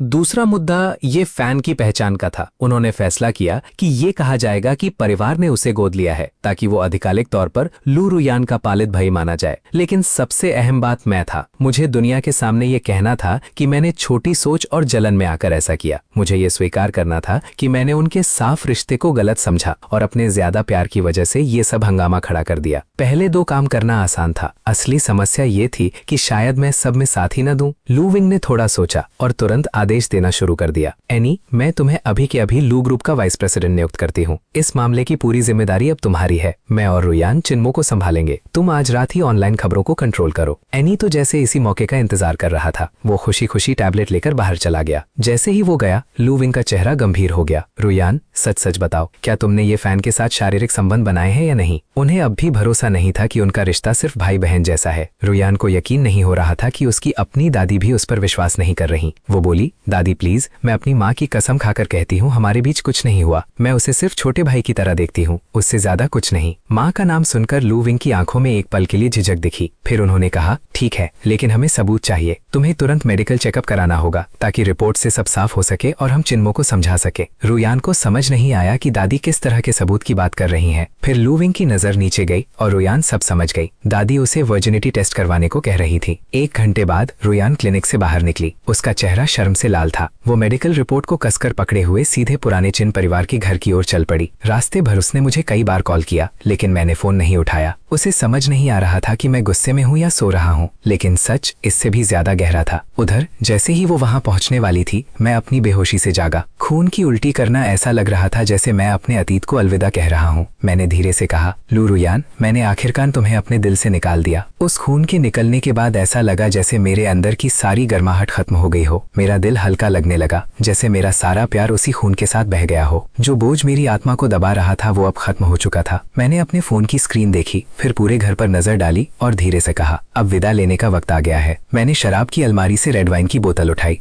गिलास लेने की जरूरत भी नहीं समझी, सीधे बोतल से ही लंबा घोट लिया। अचानक मैंने बोतल को हमारी शादी की फोटो पर दे मारा। कांच टूट गया और फोटो लाल रंग में भीग गई। मैंने बिना रुके दूसरी बोतल खोल ली। कुछ और पीने के बाद मैं बेडरूम की तरफ बढ़ा। मैंने लू रुयान की खास बनाई गई शादी की ड्रेस उतारी। उस पर शराब डालने के बजाय मैंने लाइटर निकाला और आग जला दी। ये ड्रेस बनाने में पूरे 6 महीने लगे थे और इसमें कीमती रत्न जड़े हुए थे। मैं उसे जलते हुए देखता रहा और सोचता रहा कि मैंने उसे परफेक्ट शादी देने के लिए कितनी मेहनत की थी। मैं तो खुद यूरोप तक गया गया था उस शादी की ड्रेस को लेने के लिए। वो एक मास्टर टेलर द्वारा खास तौर पर बनाई गई थी, लेकिन अब उस ड्रेस की कोई जरूरत नहीं रही। मैंने हमारी साथ वाली तस्वीरों के फ्रेम भी उठा लिए और उन्हें भी आग में फेंक दिया, बस उन्हें जलते हुए देखने के लिए। आग की तेज रोशनी देखकर दरवाजे पर खड़े चुन परिवार के बॉडीगार्ड सतर्क हो गए। वे अंदर आने की हिम्मत नहीं कर पाए, इसलिए बाहर से ही चिल्लाकर पूछने लगे, यंग मास्टर आप ठीक हैं? क्या हमें अंदर आना चाहिए? मैंने ठंडे स्वर में आदेश दिया, मेरी सारी चीजें पैक करो और इस जगह को पूरी तरह तोड़ दो। पिछली जिंदगी में मुझे ये दुल्हन वाला कमरा बेहद नफरत भरा लगता था। यही वो जगह थी जहां लूरियान ने मुझे बर्बाद कर दिया था। यहीं उसने मुझे एक बेबस हालत में छोड़ दिया था और वही कमरा उसके और येन के लिए छेलने की जगह बन गया था। मैंने उस कमरे की तरफ दोबारा मुड़कर भी नहीं देखा, बस बोतल से सीधे शराब पीते हुए आगे बढ़ता गया और सब कुछ पीछे छोड़ दिया। मैं नशे में था और मेरे पास जाने के लिए कोई ठिकाना नहीं था। मेरे पास हर जगह प्रॉपर्टी थी, लेकिन कहीं भी घर जैसा एहसास नहीं था। वो नया घर अब सिर्फ लोरियान के धोखे की याद बन चुका था और चुन परिवार की हवेली वो जगह थी जहां से शिन्यूचू मुझसे छीन ली गई थी। वहां रहना मतलब हर पल दर्द सहना था। मैं अकेला सड़कों पर भटकता रहा, जैसे कोई भटका हुआ साया, बिल्कुल अकेला और टूटा हुआ। मुझे खुद पर एक बेघर कुत्ते जैसा एहसास हो रहा था जो रात भर सड़कों पर भटकता रहता है। कुछ देर बाद मैंने अपना फोन निकाला और उसकी सेटिंग्स बदल दी। लड़खड़ाते कदमों और धुंधली नजरों के साथ में आगे बढ़ता रहा। सड़क के किनारे एक 5 स्टार होटल दिखा और बिना सोचे समझे मैं सीधे वहीं चला गया। मुझे पैसों की कोई परवाह नहीं थी। मैंने तुरंत प्रेसिडेंशियल स्वीट बुक कर लिया, की कार्ड लिया और अपने अस्थायी ठिकाने की ओर बढ़ गया। मैं अकेला लिफ्ट में दाखिल हुआ और सीधे 66वीं मंजिल सबसे ऊपर जाने लगा, लेकिन 50वीं मंजिल पर लिफ्ट अचानक रुक गई। दरवाजा खुला और एक बिखरे हुए कपड़ों में एक लड़की अंदर आई। उसके कंधे पर एक बड़ा बैग था और वो लगभग भागते हुए लिफ्ट में घुसी। अंदर आते ही उसने घबराकर बटन दबाया, जैसे किसी से बचने की कोशिश कर रही हो। मैंने अपनी धुंधली नजरों से उसे देखने की कोशिश की। वो जवान लग रही थी, शायद हाल ही में कॉलेज से निकली होगी। लंबी कदकाठी टाइट सफेद ड्रेस में उसकी खूबसूरती किसी से कम नहीं थी, यहाँ तक कि लूरियान को भी टक्कर दे सकती थी। मैंने बस एक नजर डाली और फिर नजरें हटा ली। मेरी हालत पहले ही खराब थी, मुझे सिर्फ आराम चाहिए था, लेकिन वो लड़की मुझसे भी ज्यादा लड़खड़ा रही थी। वो संभल नहीं पा रही थी और अचानक मेरी तरफ झुक गई। मैंने सहेज ही उसे पकड़ लिया। जैसे ही मैंने उसे थामा, उसकी त्वचा छूते ही ऐसा लगा जैसे किसी चिकनी ठंडी जेड पत्थर को छू लिया हो। वो मुझसे लिपट गई, जैसे डूबता हुआ इंसान किसी सहारे को पकड़ ले। उसने धीरे से फुसफुसाया, मुझे बचा लो प्लीज। तभी मुझे एहसास हुआ कि कुछ गड़बड़ है। उसके शरीर का तापमान असामान्य रूप से ज्यादा था। उसके गोरे चेहरे पर लालिमा फैल रही थी। मैं कुछ समझ पाता उससे पहले ही उसने मेरा गला पकड़कर मुझे अपनी ओर खींचा और मेरे होठों पर अपने होठ रख दिए। लिफ्ट का दरवाजा खुला और मैं उसे अपनी बाहों में उठाकर सीधे अपने स्वीट में ले गया। अंदर पहुंचते ही वो और बेचैन हो गई। उसने जल्दी जल्दी अपने और मेरे कपड़े खींचने शुरू कर दिए। कुछ मत बोलो, उसने धीमी आवाज में कहा, बस मेरे साथ रहो। उसने फिर मुझे चुप कराने के लिए चूम लिया। शराब के नशे में मैं खुद को रोक नहीं पाया। मैंने आंखें बंद कर ली और खुद को उस पल में बहने दिया। उधर उसी समय लूरियान जब पुराने चुन परिवार के घर पहुंची तो उसके मुंह पर दरवाजा बंद कर दिया गया। काफी देर तक विनती करने के बाद घर के नौकर ने उसे ठंडे स्वर में सच बताया कि मैं पहले ही पुराने शादी वाले घर जा चुका हूँ। ये सुनते ही वो तुरंत वहाँ भागी। उसे यकीन था कि मैं अब भी उससे प्यार करता हूँ और वहीं उसका इंतजार कर रहा हूँ। लेकिन जब वो वहाँ पहुंची तो मैं वहाँ नहीं था। उसकी जगह उसे मेरे बॉडीगार्ड दिखे जो बेसबॉल बैट से घर का हर सामान तोड़ रहे थे। हर एक चीज को पूरी तरह नष्ट किया जा रहा था। ये देखकर लूरियान गुस्से से कांप उठी और चिल्लाई, तुम लोग क्या कर रहे हो? किसने कहा सब कुछ तोड़ने को? अभी के अभी रुक जाओ। बॉडीगार्ड उसे पहचानते थे। वो लगभग इस घर की मालकिन बनने वाली थी। उनमें से एक बोला, ये यंग मास्टर का आदेश है। वे सब उलझन में खड़े थे। उन्हें समझ नहीं आ रहा था कि किसकी बात माने। अगर बाद में मैंने लोरियान को वापस स्वीकार कर लिया तो क्या वे मेरे आदेश मानने की सजा भुगतेंगे? ये सच में एक मुश्किल फैसला था।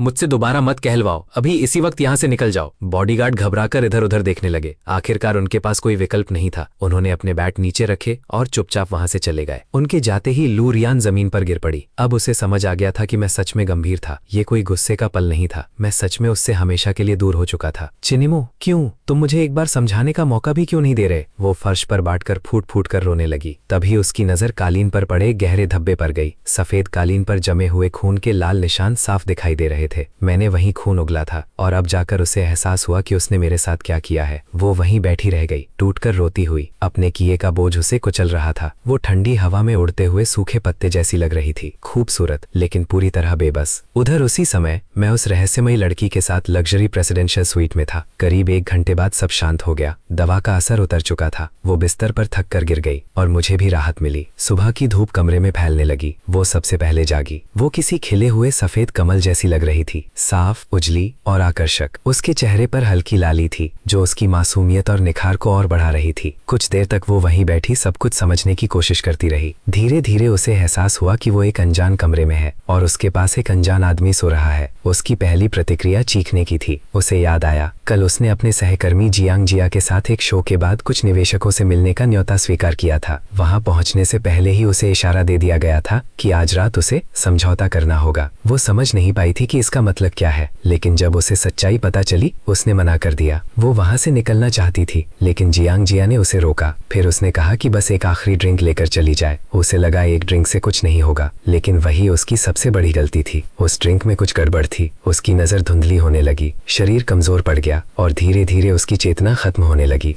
बाद में जो कुछ हुआ उसकी यादें धीरे धीरे लौटने लगी। वो चुपचाप मुझे देखती रही। उसे एहसास हुआ कि पिछली रात उसने ही मुझे पकड़कर रोका था। शर्म और उलझन के बीच उसने फिर मेरी तरफ देखा और ये भी नोटिस किया कि वो दिखने में बुरा नहीं था। धीरे से उसने फुसफुसाया, कम से कम तुम थे। अगर कोई और होता तो शायद मैं खुद को खत्म कर लेती। वो बिस्तर से उतरी, अपने फटे हुए कपड़े उठाए, लेकिन वे पहनने लायक नहीं थे। मजबूर होकर उसने मेरा कोट पहन लिया। थोड़ी देर सोचने के बाद उसने अपनी गर्दन से नेकलेस उतारा और उसे बेड साइड टेबल पर रख दिया। उसके साथ एक छोटा सा नोट भी छोड़ दिया। हल्की कड़वी मुस्कान के साथ वो बुदबुदाई, शायद इसे बदले के रूप में छोड़ना ठीक है, धन्यवाद। उसने एक आखिरी बार मेरी तरफ देखा, जैसे मेरे चेहरे को याद में बसाना चाहती हो, फिर बिना पीछे मुड़े कमरे से बाहर चली गई। जब मैं जागा तब तक वो जा चुकी थी। मैंने बेड साइड टेबल पर रखा नेकलेस और नोट देखा। नोट में लिखा था, ये बस एक गुजरती हुई रात थी, ये नेकलेस तुम्हारे लिए है। मैंने उस नेकलेस को उठाया, उसे पास लाकर हल्की सांस ली, जैसे उसकी खुशबू अब भी उसमें बाकी हो। चादरों पर पिछली रात के चमकीले लाल धब्बे साफ दिखाई दे रहे थे। मेरे होंठों पर एक ठंडी मुस्कान आ गई। मेरे साथ सोकर भागने की कोशिश करती हो? इतनी आसानी से नहीं। मैंने अपना फोन उठाया और अपने बॉडीगार्ड को कॉल किया। लुओ,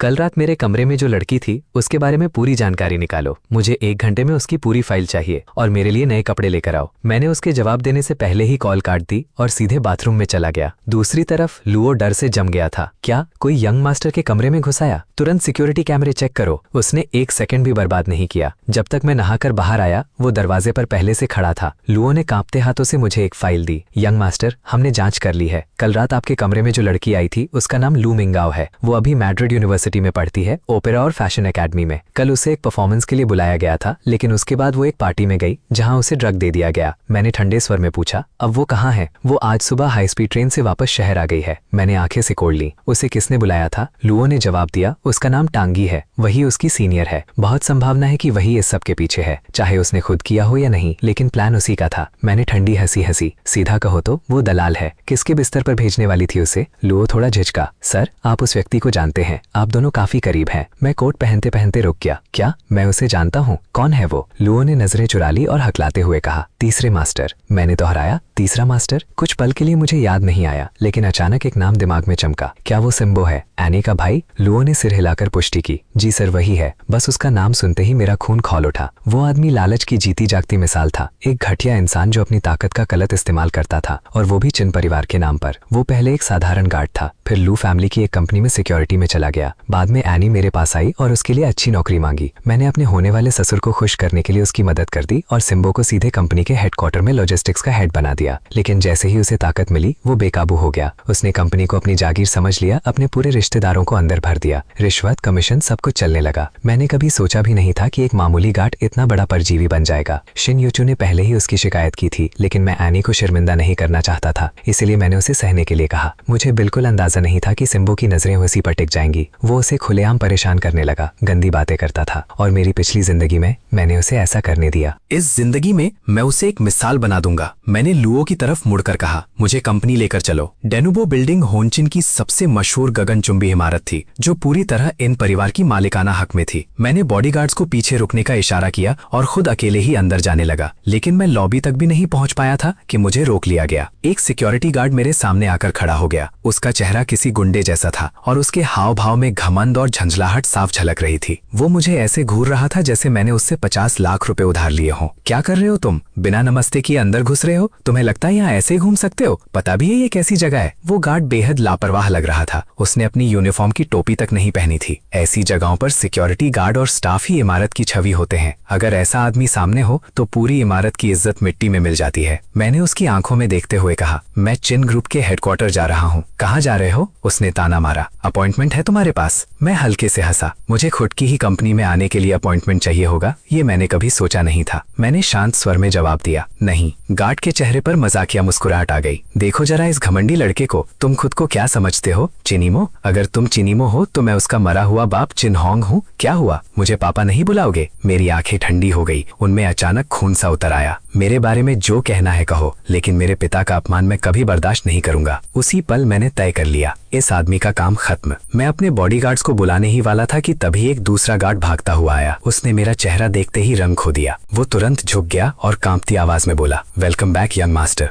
हमें माफ कर दीजिए सर, हमें नहीं पता था कि आप आने वाले हैं।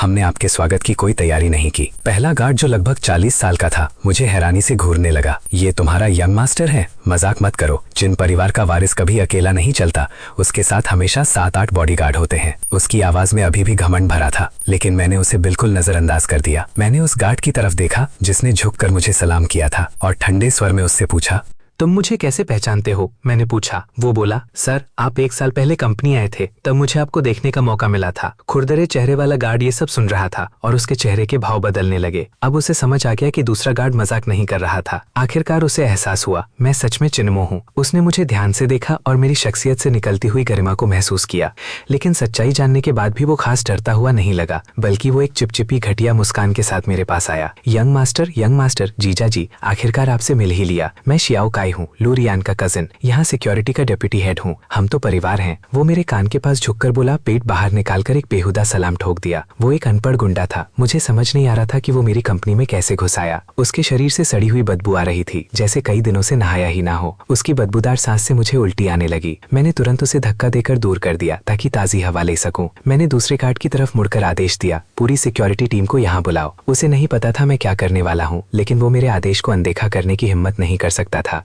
ये देखकर काई थोड़ा घबराने लगा। 2 मिनट बाद सिक्योरिटी गार्ड्स की एक टीम लॉबी में पहुंच गई। कुल 15 लोग लाइन में खड़े हो गए, 2 कतारों में मेरे सामने। मैंने उन्हें ठंडे चेहरे के साथ देखा और पूछा, क्या बस यही सब है? पहला गार्ड हिचकिचाया, उसे समझ नहीं आ रहा था क्या जवाब दे। उसने डरते हुए काई की तरफ देखा। मुझे उम्मीद नहीं थी कि इस गुंडे का सिक्योरिटी टीम पर इतना दबदबा होगा। गार्ड सच बताने से भी डर रहा था। मैं गुस्से में बोला, मैं तुमसे सवाल पूछ रहा हूँ, उसकी तरफ क्यों देख रहे हो? क्या ये कंपनी उसकी है?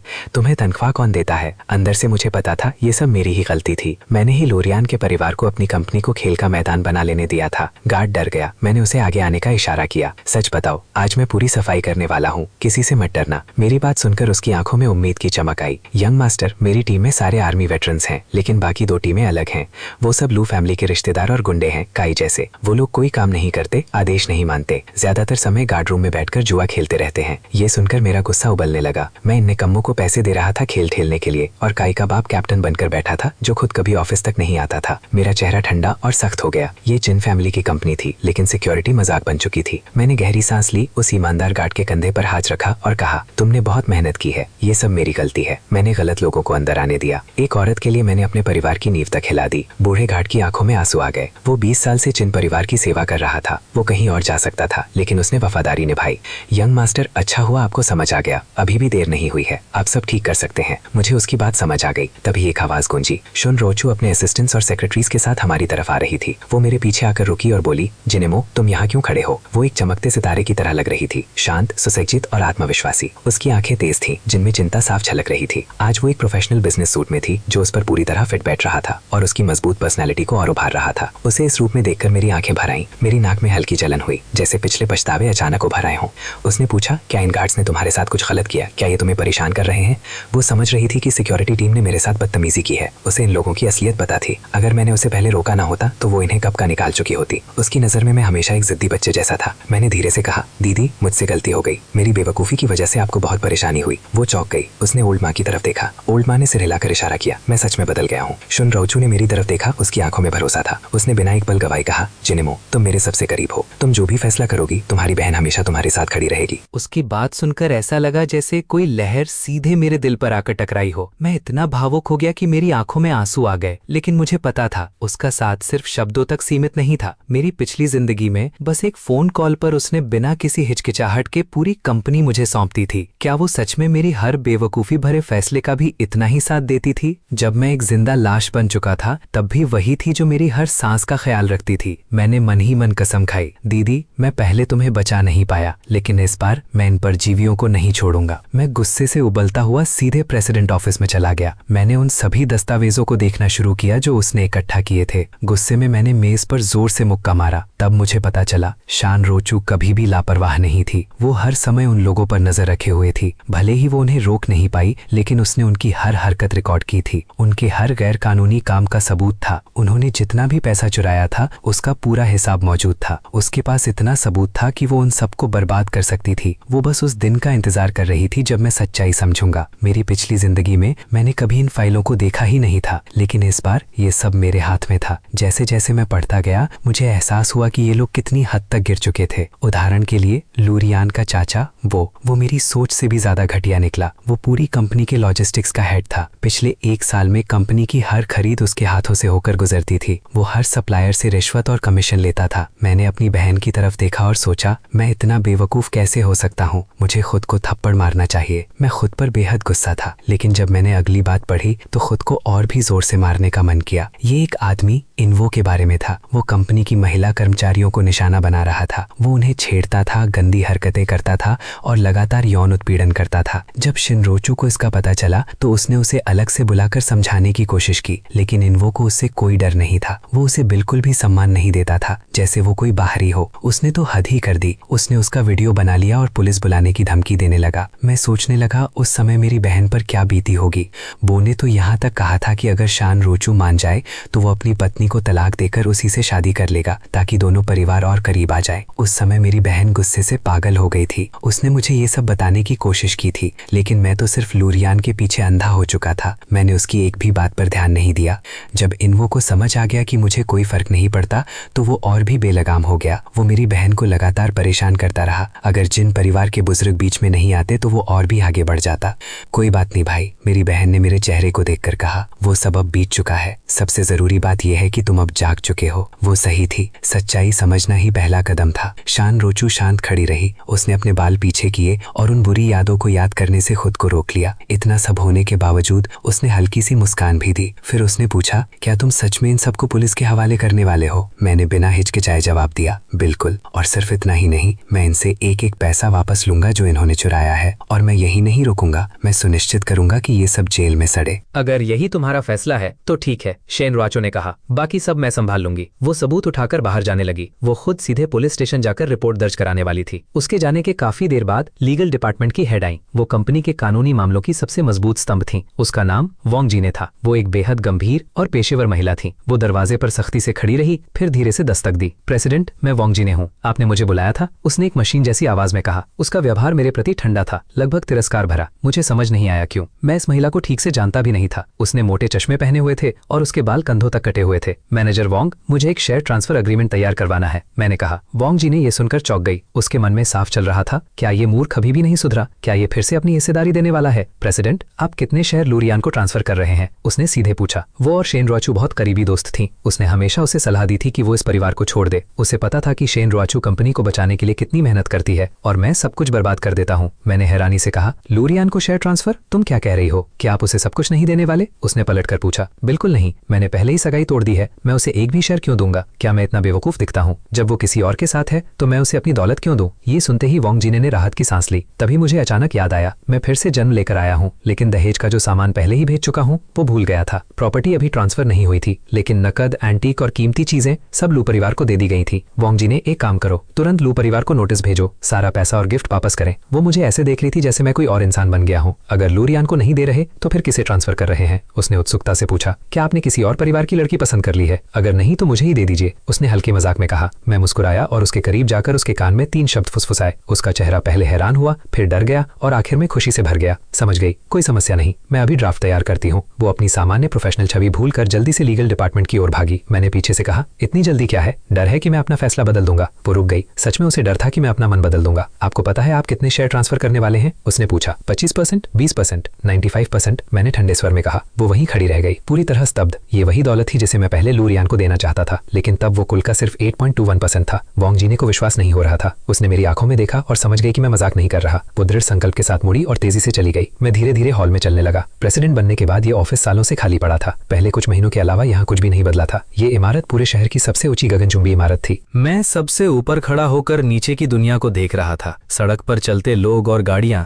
मुझे छोटी छोटी चींटियों जैसी लग रही थीं। उस पल मुझे समझ आया कि लोग आखिर क्यों नाम और दौलत के पीछे भागते हैं। ऊंचाई पर खड़े होकर सब पर नजर रखने का जो एहसास होता है वो नशे जैसा होता है। हर बार जब मैं यहाँ आता हूँ मुझे अपने पिता की याद आती है। यही वो जगह थी जहाँ वे काम करते थे। मुझे याद है कैसे वे हर समस्या को लेकर चिंता करते थे और जब कोई प्रोजेक्ट सफल होता था तो उनके चेहरे पर खुशी चमक उठती थी। मेरे माता पिता के गुजरने के बाद मैंने अपनी सारी ऊर्जा किसी और पर खर्च कर दी। मैंने सब कुछ लू रियान को खुश करने में लगा दिया। प्रेसिडेंट का ऑफिस आमतौर पर मेहमानों के लिए नहीं खुलता, लेकिन आज यहाँ काफी हलचल थी। थोड़ी देर बाद रिसेप्शन से कॉल आया। ये एनआई थी। वो मुझसे मिलना चाहती थी। मानना पड़ेगा, एनआई में वाकई काबिलियत है। उसने सिर्फ एक रात में कमाल कर दिया। उसने जनता का ध्यान एंटरटेनमेंट इंडस्ट्री के एक बड़े स्कैंडल की ओर मोड़ दिया। इससे लू रियान और येन से जुड़ा सारा ड्रामा दब गया। कुछ लोग अभी भी बातें कर रहे थे, लेकिन मामला काफी हद तक शांत हो चुका था। आज सुबह लू परिवार के शेयर गिरे जरूर, लेकिन उतना नुकसान नहीं हुआ जितना मैंने सोचा था। फिर भी ऐसी बातों को पूरी तरह दबाना जरूरी होता है। इंटरनेट कभी भूलता नहीं, कोई भी इसे फिर से उठा सकता है। अगली बार शायद उनके पास बचने के लिए कोई सेलिब्रिटी स्कैंडल ना हो। इसीलिए लू परिवार ने एनआई को मेरे पास भेजा। वे चाहते हैं कि मैं एक बयान जारी करूं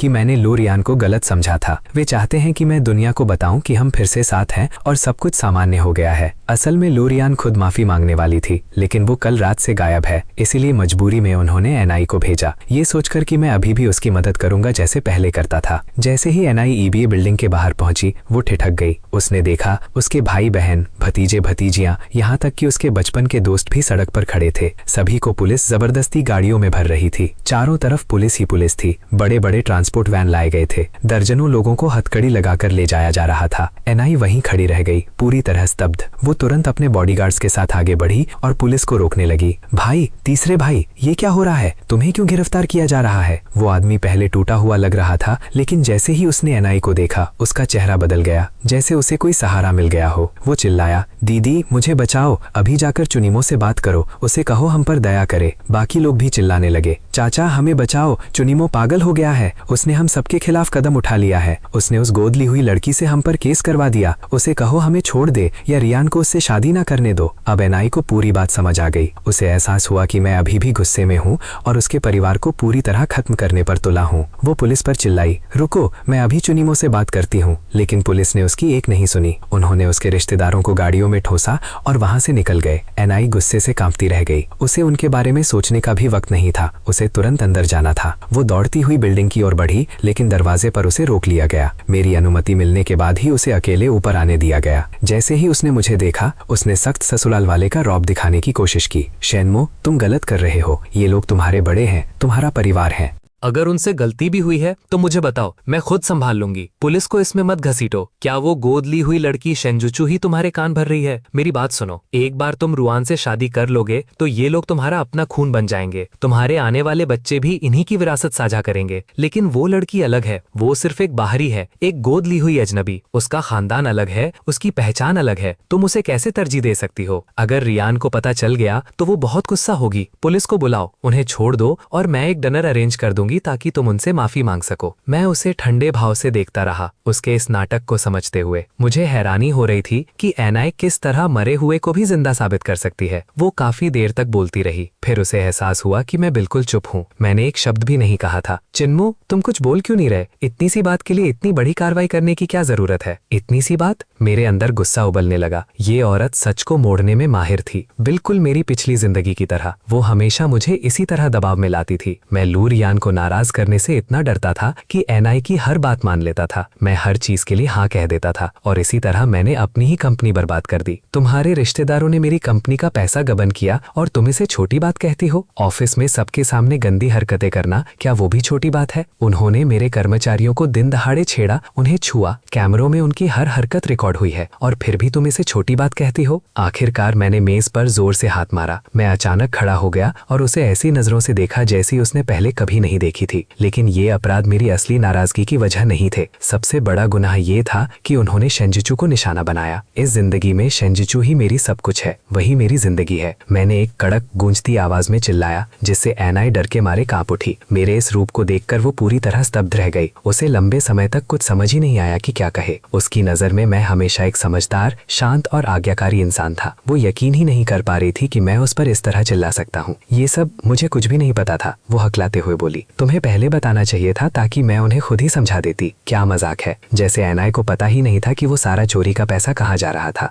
एबो ने जो पैसा गबन किया था उसका बड़ा हिस्सा सीधे उसे ही दिया जाता था। वो बिना हाथ गंदे किए सबसे ज्यादा फायदा उठा रही थी, और फिर भी यहाँ वो ऐसे दिखा रही थी जैसे पहली बार सुन रही हो। अब भी एनाई दोष मुझ पर डालने की कोशिश कर रही थी। उसकी बातों का मतलब साफ था कि मैंने कंपनी के नियम ठीक से समझाए ही नहीं। क्या वो सच में गंभीर थी? क्या वे 3 साल के बच्चे हैं? क्या उन्हें ये भी नहीं पता कि चोरी और छेड़छाड़ गलत है? क्या उन्हें इसके लिए कोई मैनुअल चाहिए? नहीं, मैं तुम्हें कैसे दोष दे सकती हूँ? उसने मेरी ठंडी नजरें देखकर जल्दी से कहा, असल में जो उन्होंने किया वो बिल्कुल गलत था। देखो, क्या तुम बस मेरी एक बात मान सकते हो? उन्हें छोड़ दो, मैं वादा करती हूँ वे दोबारा ऐसा नहीं करेंगे। मैं उसकी बकवास सुनकर तंग आ चुका था। मैंने तय कर लिया था कि ई परिवार के सारे रिश्ते तोड़ दूंगा, खासकर एबो को। मैं ये सुनिश्चित करने वाला था कि वो जिंदगी भर जेल में सड़े। मैंने बिल्कुल ठंडे और अंतिम स्वर में कहा, नहीं अंकल, अपनी सांसें बर्बाद मत कीजिए। मैं उन लोगों को नहीं छोड़ने वाला। मैंने आपको यहाँ इसीलिए बुलाया है क्योंकि लू परिवार को कार्रवाई करनी होगी, वरना मैं आप सबके खिलाफ केस कर दूंगा। एनाई पूरी तरह मूर्ख नहीं था। वो मेरी आवाज में छिपी हत्या जैसी ठंडक को समझ गया। अंदर ही अंदर वो लू रियान को कोस रहा था। क्यों उसे येन जैसे आदमी को पालना था? उसने एक परफेक्ट शादी बर्बाद कर दी और अब उसके परिवार को उसकी गलती की कीमत चुकानी पड़ रही थी। मैंने उसे ठंडी नजरों से देखते हुए आगे कहा, मुझे पता है अंकल, लू परिवार में आपकी ज्यादा हैसियत नहीं है, लेकिन आप मेरा संदेश पहुंचाएंगे। लू परिवार कब तक मेरा दिया हुआ सारा दहेज, गहने और कीमती चीजें वापस करेगा? एनाई वहीं जम गया। उसे लगा था कि मैं सिर्फ लू रियान और येन की बात पर गुस्से में हूँ। उसे उम्मीद थी कि मैं बस सफाई मांगूंगा। शायद उसने ये भी सोचा कि अगर लू परिवार अच्छे से माफी मांग ले तो मैं मान जाऊंगा और सगाई फिर से जारी रहेगी। चिन्मो, अपने अंकल की बात सुनो, वो गिड़गिड़ाया। लू रियान और येन कुछ भी नहीं है, ये सब गलतफहमी है। कल हमने उसे ढूंढ लिया और डांटा भी। उसने समझाया कि वो उसे सिर्फ छोटे भाई की तरह देखती है। उसके परिवार में कोई पुरुष नहीं है, इसलिए उसने उसे छोटे भाई की तरह अपना लिया। तुम दोनों साथ बड़े हुए हो, वो तुमसे बहुत प्यार करती है। वो तुम्हें कैसे धोखा दे सकती है? उसे ये बात नहीं छेड़नी चाहिए थी। जैसे ही उसने उनका जिक्र किया, सारी यादें मेरे दिमाग में लौट आईं। मैंने देखा मेरे अपने वेडिंग रूम में लू रियान और येन गले मिल रहे थे, एक दूसरे को चूम रहे थे। मुझे याद आया कि उसने उस निकृष्ट लड़के को बचाने के लिए मुझे धोखा दिया था। इन यादों ने मेरे अंदर की ठंडक को भयंकर गुस्से में बदल दिया। जो आग मैं बुझी हुई समझ रहा था वो फिर से भड़क उठी। चुप रहो, मैंने गरजते हुए कहा। क्या तुम्हें लगता है मैं अंधा हूँ? मुझे अच्छी तरह पता है वो किससे प्यार करती है। जाकर उससे खुद पूछो वो क्या छुपा रही है, वरना मुझे डर है कि तुम लू परिवार में अपनी जगह भी खो दोगे। एनाई को अपनी जिंदगी में कभी इतना अपमान नहीं सहना पड़ा था। वो खड़ा हो गया और कांपते हुए उंगली मेरी ओर उठाई। मैंने पलक तक नहीं झपकाई। अब वो आदमी मुझे डरा नहीं सकता था। अगर तुम नहीं चाहते कि मैं किसी से तुम्हारी ये उंगलियां तुड़वा दूं तो बेहतर होगा हाथ नीचे कर लो। मेरी आंखों की सख्ती देखकर उसने हाथ नीचे कर लिया और वापस कुर्सी पर बैठ गया। चिन्मो, मैं समझता हूँ, वो धीरे से बोला। एक आदमी की इज्जत सब कुछ होती है और अभी तुम्हारी इज्जत को ठेस पहुंची है। जब तक सच्चाई समझ नहीं आती गुस्सा आना स्वाभाविक है। अगर तुम शांत होना चाहते हो तो मैं अभी लू रियान को बुला देता हूँ। तुम जैसा चाहो उसे सजा दे सकते हो, हमारा परिवार कुछ नहीं कहेगा। मैं मन ही मन हंसा। उसे क्या पता मैं क्या महसूस कर रहा हूँ, लेकिन फिर एक ख्याल आया, क्या वो भी ऐसा दर्द महसूस कर चुका है? क्या लू रियान की माँ ने भी उसे कभी धोखा दिया था? मैंने सिर हिलाया और कहा, मुझे लगता है तुम अभी भी नहीं समझे। सगाई खत्म हो चुकी है। वो किससे प्यार करती है या किसके साथ सोती है, अब इससे मुझे कोई फर्क नहीं पड़ता, लेकिन लू परिवार को वो सब कुछ लौटाना होगा जो चिन परिवार का है, पूरी तरह। अब बात खत्म, आप जा सकते हैं। वो मुझे सालों से जानता था, लेकिन पहली बार बातचीत पूरी तरह मेरे नियंत्रण में थी। उसके पास मुझ पर कोई दबाव नहीं था। वो यहाँ किसी और काम से आया था, नई बिल्डिंग के प्रोजेक्ट पर बात करने, लेकिन मैंने उसे मौका ही नहीं दिया। तभी अचानक दरवाजा खुला। वोंग जी ने तेजी से अंदर आई, हाथ में शेयर ट्रांसफर एग्रीमेंट लिए। उसने एनाई की ओर देखा तक नहीं और सीधे मेरी तरफ दौड़ी। प्रेसिडेंट, उसने उत्साह से कहा, कृपया इसे एक बार देख लें और कंफर्म करें। ये चिन ग्रुप के 25% शेयर ट्रांसफर का एग्रीमेंट है। अगर सब सही है तो तुरंत साइन कर दीजिए। एनाई ने अभी तक कुछ कहा भी नहीं था, लेकिन ये सुनते ही उसका चेहरा बदल गया। वो तुरंत उठा और दस्तावेज छीन लिया। वो तेजी से पन्ने पलटने लगा। क्या तुम 25% शेयर शुनजुनसु को फ्री में दे रहे हो? नहीं, बिल्कुल नहीं, मैं इस बात से सहमत नहीं हूँ।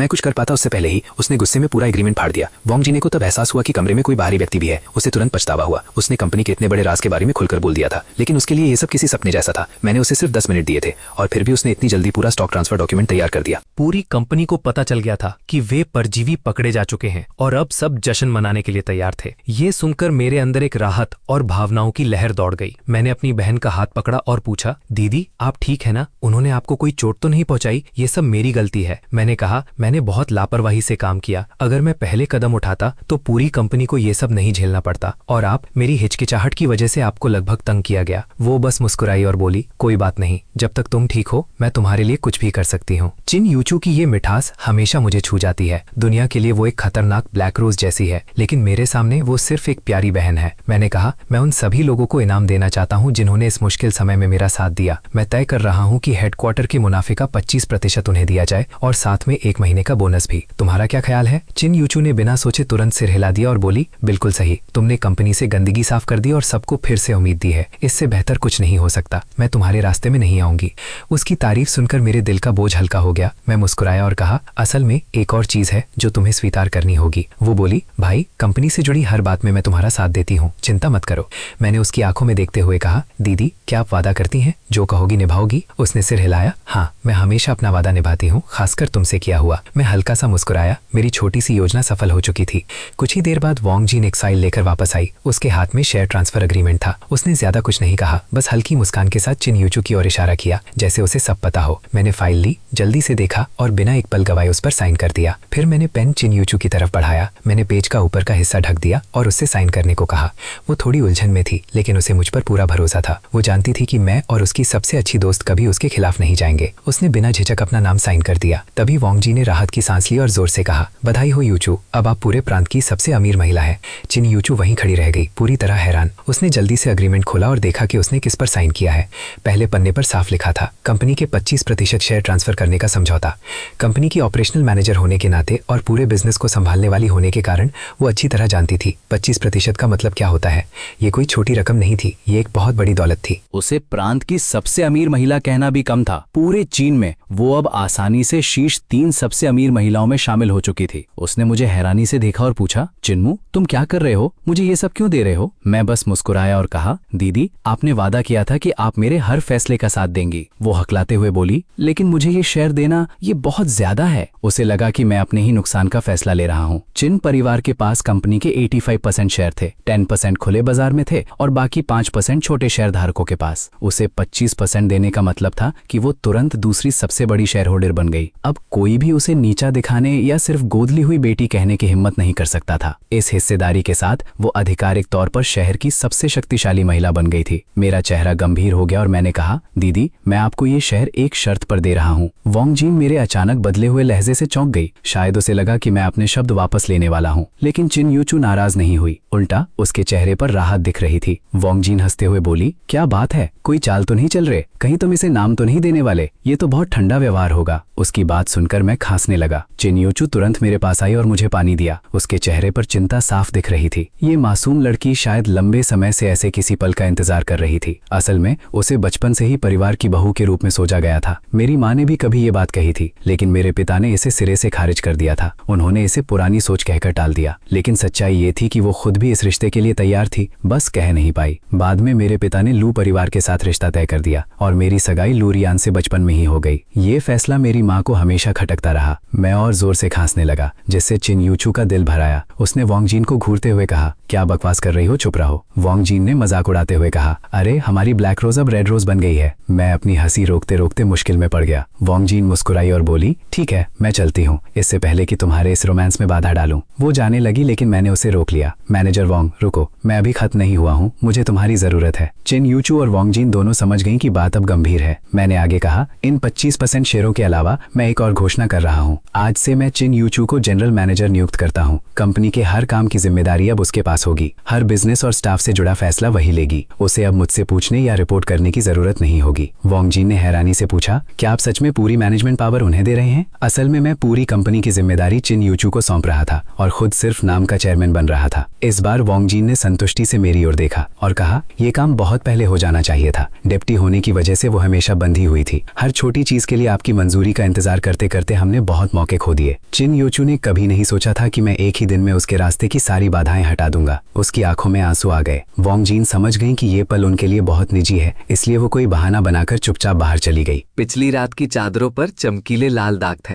मेरे होठों पर एक ठंडी मुस्कान उभर आई। मेरे साथ सोकर भागने की कोशिश करती हो? ऐसा कभी नहीं होने दूंगा। मैंने फोन उठाया और अपने बॉडीगार्ड को कॉल किया। लुओ, कल रात मेरे कमरे में जो लड़की थी उसके बारे में पूरी जानकारी निकालो। 1 घंटे में उसकी पूरी फाइल चाहिए और मेरे लिए नए कपड़े भी लेकर आओ। मैंने उसके जवाब देने से पहले ही कॉल काट दी और सीधे बाथरूम में चला गया। दूसरी तरफ लुओ डर के मारे सुन्न पड़ गया। क्या किसी ने यंग मास्टर के कमरे में घुसपैठ की? तुरंत सिक्योरिटी कैमरे चेक करो। उसने 1 सेकंड भी बर्बाद नहीं किया। जब तक मैं नहाकर बाहर आया वो दरवाजे पर खड़ा मेरा इंतजार कर रहा था। उसने कांपते हाथों से फाइल मुझे दी। यंग मास्टर, हमें जानकारी मिल गई है। मैंने फाइल खोली। उसका नाम लू मिंगाओ है। वो मैड्रिड यूनिवर्सिटी में पढ़ती है। ओपेरा और फैशन एकेडमी की छात्रा है। कल उसे हान चुन ने एक परफॉर्मेंस के लिए बुलाया था, लेकिन उसके बाद एक बैंक्वेट में उसे ड्रग दे दिया गया। मैंने ठंडी आवाज में पूछा, अब वो कहाँ है? आज सुबह हाई स्पीड ट्रेन से निकल गई, अब तक शहर पहुंच चुकी होगी। मैंने आंखें सिकोड़ ली। उसे किसने बुलाया था? तांगी नाम की लड़की। वही एकेडमी की सीनियर है। क्या वही इसके पीछे है? लुओ ने सिर हिलाया। बहुत संभावना है। भले उसने खुद न किया हो, लेकिन पूरा प्लान उसी ने सेट किया। मैंने ठंडी हंसी छोड़ी। सीधे शब्दों में कहें तो वो एक दलाल है। उसे किसके बिस्तर पर भेजा जा रहा था? लुओ थोड़ा हिचकिचाया। सर, आप उस आदमी को जानते हैं? मैं रुक गया। मैं जानता हूँ। कौन है वो? Third master. मैंने नाम दोहराया, फिर अचानक याद आया। सिम्बो, एनी का भाई। जी वही। सिर्फ उसका नाम सुनकर ही मेरा खून खौल उठा। वो लालच और गंदगी की मिसाल था। एक घटिया इंसान जो हमेशा अपनी ताकत का गलत इस्तेमाल करता था। मैंने ही उसे ऊपर उठाया था। एक मामूली सिक्योरिटी गार्ड से उसे कंपनी के लॉजिस्टिक्स हेड तक पहुंचाया, लेकिन ताकत मिलते ही वो बेलगाम हो गया। उसने कंपनी को अपनी निजी जागीर बना लिया। अपने पूरे खानदान को ऑफिस में भर दिया, रिश्वतें ली, कमीशन खाए और कंपनी को खोखला कर दिया। मैंने पहले उसकी शिकायतें सुनी थी, लेकिन नजरअंदाज कर दिया। अब वही इंसान मेरी बहन को निशाना बना रहा था। इस बार मैं उसे छोड़ने वाला नहीं था। इस बार मैं उसे उदाहरण बनाऊंगा। मैंने लुओ से कहा, मुझे कंपनी ले चलो। उसके सामने सीधे बैठी थी लू परिवार की मुखिया। लू रुयान तेजी से उनकी तरफ भागी। हर कदम के साथ उसका दिल जोर से धड़क रहा था। उसने अपनी दादी को नजरअंदाज कर दिया और सीधे यान की तरफ देखकर घबराई हुई आवाज में चिल्लाई, दादी, यहाँ क्या हो रहा है? आप क्या कर रही हैं? आप यान के लिए हालात इतने मुश्किल क्यों बना रही हैं? उसका अभी अभी एक्सीडेंट हुआ है। उसका शरीर अभी तक ठीक भी नहीं हुआ। दादी लू ने उसे ऐसे देखा जैसे वो कोई बेवकूफ हो। उन्हें समझ नहीं आ रहा था कि उनकी पोती प्यार में इतनी अंधी कैसे हो सकती है, जबकि यान को एक खरोच तक नहीं आई थी। उन्होंने यान की तरफ इशारा करते हुए कहा, जरा मुझे दिखाओ तो सही, ये गंभीर चोटें कहाँ हैं? यान के शरीर पर मुश्किल से एक भी खरोच थी। तुमने इसके लिए अपनी ही शादी छोड़ दी और इतनी बड़ी गलती कर दी। तुमने लू और चुन परिवार को दुश्मन बना दिया। सच कहूं तो अभी इसी वक्त तुम दोनों को मार डालने का मन कर रहा है। लू रुयान अपनी दादी की बात सुनकर स्तब्ध रह गई। वो आगे बढ़ी और ध्यान से यान को देखने लगी। उसके चेहरे और हाथों पर बस हल्के फुल्के निशान थे, जो मोटे मेकअप के नीचे छिपे हुए थे। पिछली रात घबराहट में उसने ध्यान नहीं दिया था, लेकिन अब दिन की रोशनी में सच्चाई साफ दिख रही थी। कोई असली चोट थी ही नहीं। तभी लू रुयान को अचानक एहसास हुआ, वो एक्सीडेंट बस एक नाटक था।